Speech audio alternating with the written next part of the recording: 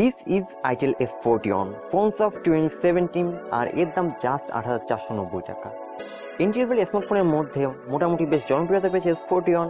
তো আজকে আমরা রিভিউ করব, আনবক্সিং করব, এছাড়াও real life quality and experience নিয়ে কথা বলবো। তো সম্পূর্ণ ভিডিও জুড়ে রয়েছে সাকিবুর রহমান সাইন ইন।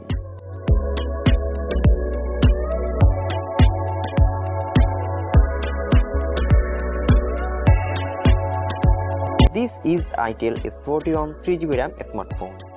চলুন দেখে নেওয়া যাক Itel S41 এর এত বড়সড় একটি বক্সের মধ্যে কি কি অ্যাকসেসরিজ দিয়েছে। শুরুতেই থাকছে প্লাস্টিকে মোড়ানো ব্ল্যাক কালারের ডিভাইসটি। তার নিচেই পাচ্ছেন দুটি বক্স সেকশন।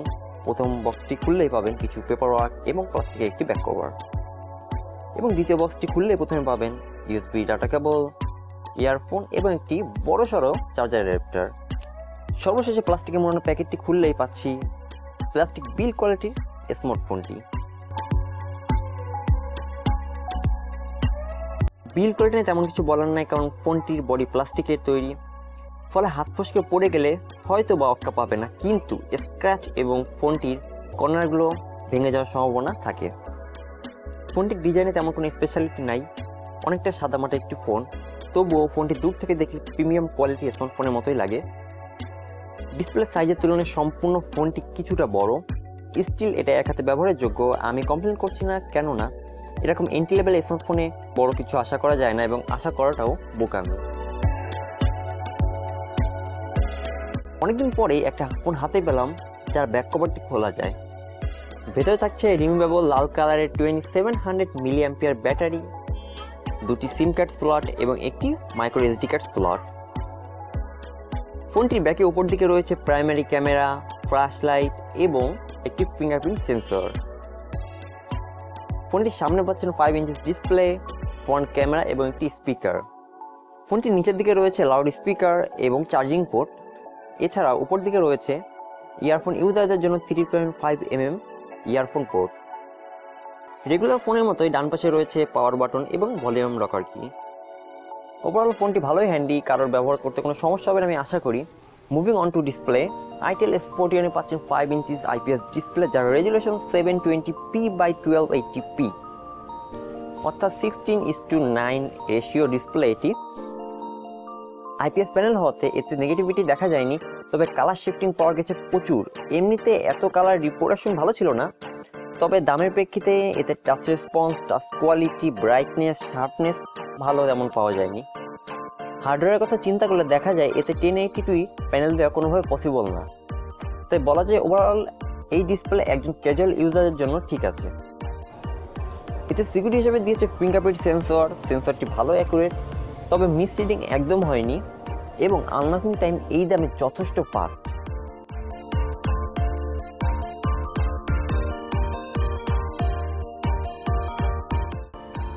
হার্ডওয়্যার সেকশনে থাকছে MediaTek AMD 6737 quad core chipset with Mali 720 GPU। র্যামে থাকছে 3GB র্যাম এবং রোমে দেওয়া হয়েছে 16GB রোম। যেখানে ইউজার অ্যাভেলেবেল ভালোই ছিল। এই যাত্রায় সহজে আপনার SD কার্ডের প্রয়োজন হবে না, কিন্তু দুঃখজনক বিষয় হলো এই ফোনে আপনি সর্বোচ্চ 32GB SD কার্ড ব্যবহার করতে পারবেন।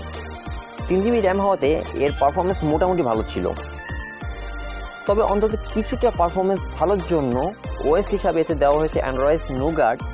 যদি ইউজার ইন্টারফেস কিছুটা মডিফাইড, তারপরে ট্রানজ্যাকশনগুলো ভালো স্মুথ পেয়েছি।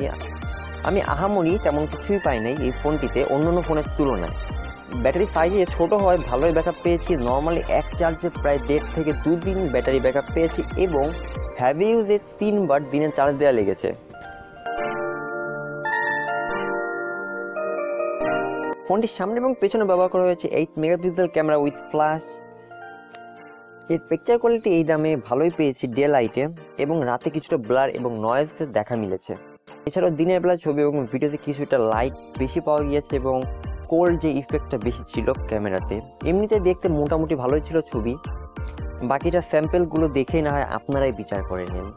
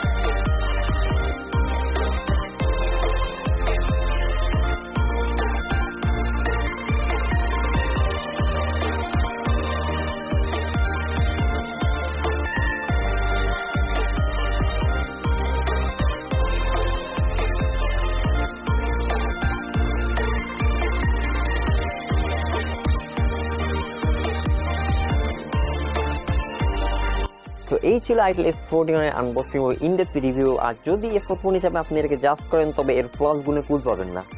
তবে এর যা হচ্ছে 8 থেকে 8,500 টাকার রেঞ্জের স্মার্টফোন, তাই খেয়াল করে বললে this is it more than I expected.